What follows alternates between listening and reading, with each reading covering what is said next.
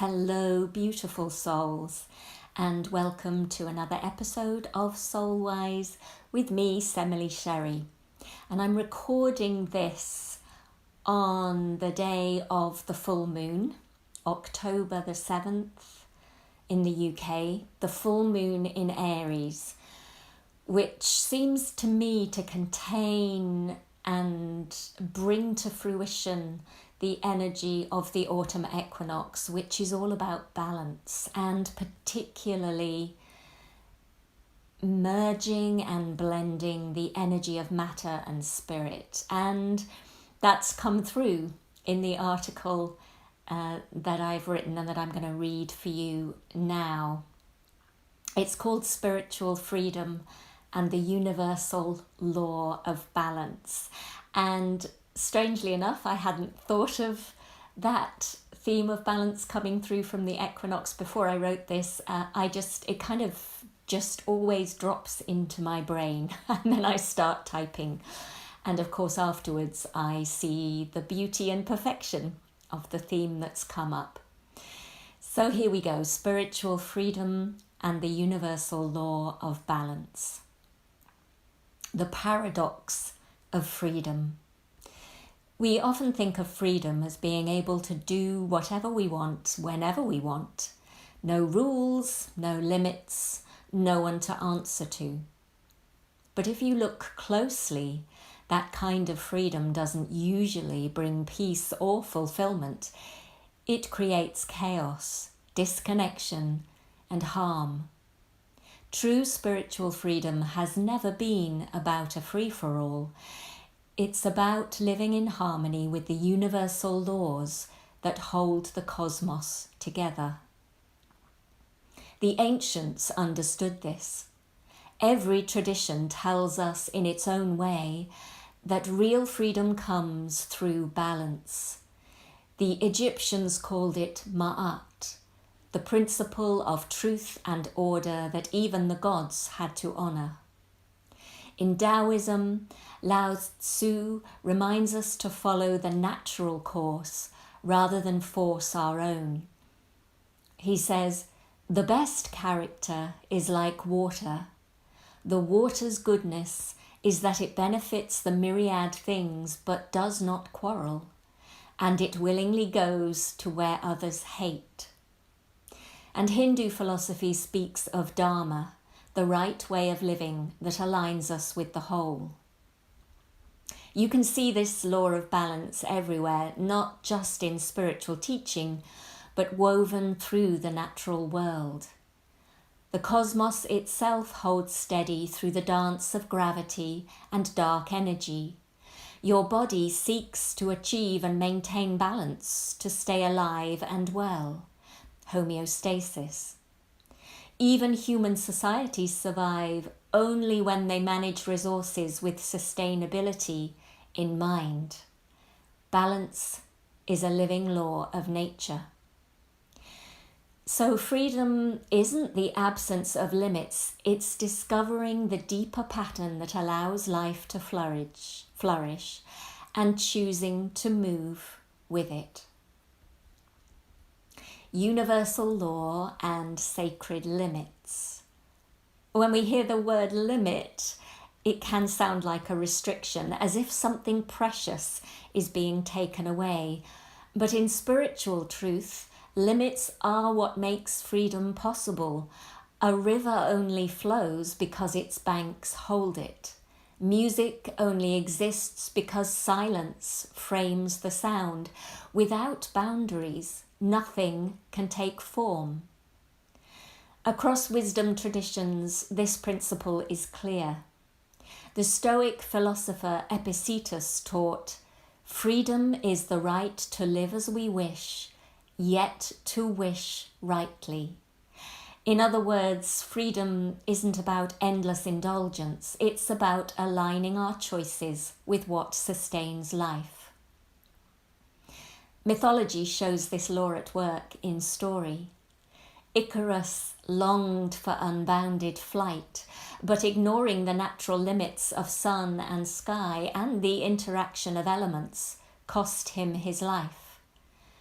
By contrast, King Arthur's knights in the Grail quest succeed not through reckless adventure, but through humility, kindness, discipline, and devotion to a higher order, something greater than themselves. The universal law of balance doesn't demand sacrifice in the sense of loss. It invites us to see beyond the small self. When we choose in harmony with the greater whole, we don't just protect others, we discover a deeper joy, a freedom rooted in belonging. Spiritual freedom and the greater whole. True freedom doesn't come from doing whatever you please in the moment. That path often leads to chaos, conflict, and ultimately feeling less free. Instead, freedom deepens when you act with awareness of how your choices vibrate through the wider web of life. Lao Tzu reminds us in the Tao Te Ching, the sage does not hoard. The more he does for others, the more he has himself. When you align with the flow of the Tao, the natural way, you discover that considering the whole never diminishes you, it expands you. We know this truth in our bones. A community functions best when each member cares for the well-being of others. Nature thrives because ecosystems balance predator and prey, growth and decay. In the 4 branches of the Mabinogi, the earliest surviving Welsh prose, the royal marriages that are happy and bring abundance to the land and people are those where the women choose their union freely. When they're forced into it by their menfolk for one-sided benefit, as happens for Branwen and Blodeuwedd, loss and disaster follow rapidly. In more recent stories too, this wisdom shines through. Think of Frodo in The Lord of the Rings. His personal desire was to live quietly in the Shire, yet he accepted the responsibility of the ring because he realised that the fall of Middle-earth would also mean the end of his beloved Shire as he knew it. He acknowledged the contribution he alone could make, helped by his unusually strong resistance to the ring's temptation. By serving the whole, he saved Middle-earth and grew into his own strength and courage. Spiritually, it's the same. Checking your personal desire isn't about suppression or dismal duty. It's an act of love. When you surrender ego-driven wants in service to harmony, you discover a richer kind of freedom, the freedom of a heart at peace, of a life that matters. Myth and tradition also remind us that balance isn't about rigid order alone. It sometimes requires a deliberate upending of the rules. Think of the medieval celebrations of Twelfth Night, when roles were reversed under the playful eye of the Lord of Misrule, giving space for the release of what had been held in check. Or the ecstatic rites of Dionysus, where wildness, dance, and abandon balanced the structures of everyday life. These rituals carried an understanding that true harmony needs both order and its occasional disruption, often held sacredly and always temporary. Practical spiritual freedom. So, what does this look like in daily life? It begins with awareness. Pause before acting and ask, will this choice bring balance, or will it tip things further into disharmony? That simple question shifts you from impulse to presence. You can step out of the fear of loss altogether and into trust that the choice you make is the one aligned with your soul and the greater whole. That doesn't guarantee ease and pleasure either, by the way. Often the right choice is one that challenges you to stretch and grow through discomfort. The Buddha taught the middle way, neither indulgence nor denial, but balance. Freedom isn't found in chasing every craving, nor in suppressing your humanity. It's the grounded, steady joy of walking between extremes. It brings to mind the Thoth Tarot card Adjustment, where the central figure balances delicately on the tip of a sword, constantly shifting, fine-tuning and readjusting to maintain that precarious but essential equilibrium. In practice, this may mean slowing down to listen instead of rushing to be heard. It might be choosing simplicity over constant consumption because you sense the earth's limits. Or it could be pausing when emotions rise and responding with compassion instead of reaction. Each small act weaves a thread of harmony into the tapestry of entirety. The paradox and irony is that when you honour this natural law of balance, it's impossible to lose out. Instead, you gain more than you can imagine, inner calm, deeper connection, and the joy of knowing your life contributes to something greater. Modern voices echo this wisdom. Thich Nhat Hanh reminds us, when you say something that nourishes you and uplifts the people around you, it is an act of freedom. True freedom isn't a solitary pursuit, it's a shared one. The cup we all drink from. In Arthurian legend, the role of the well maidens and female grail bearers was to offer their brimming cup to all who needed physical and spiritual nourishment. The Grail represents more than just the source of all life force and wisdom. It's a symbol of wholeness, the vessel that holds both life's limits and its abundance. The knights who sought it with selfish ambition failed.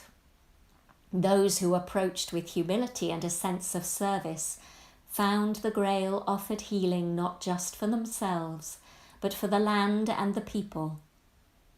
When the well maidens were raped and dishonoured, the land became barren. These are the results of swinging to extremes and not honouring balance.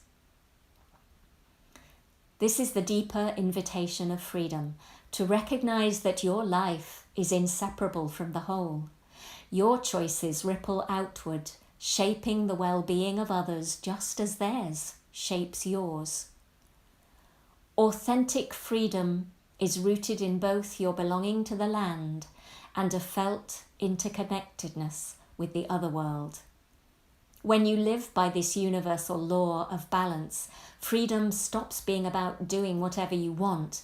It becomes about being fully yourself in a way that strengthens the harmony of all life.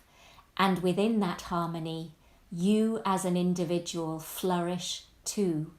You are nourished, grounded, and deeply free.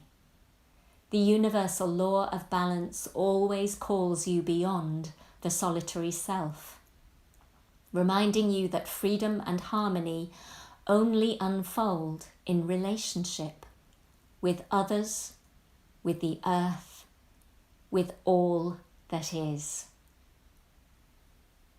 And I've put some links below in the description if you'd like to explore some of the references I've mentioned in this podcast. There's more about the Thoth Tarot Adjustment card. There's more about Ma'at. And you can read a translation of the Elucidation, which is the story of the well maidens. So on this day of the full moon in Aries, I wish you balance within yourself. I wish you understanding of the light and the shadow that exists within you and how to integrate them.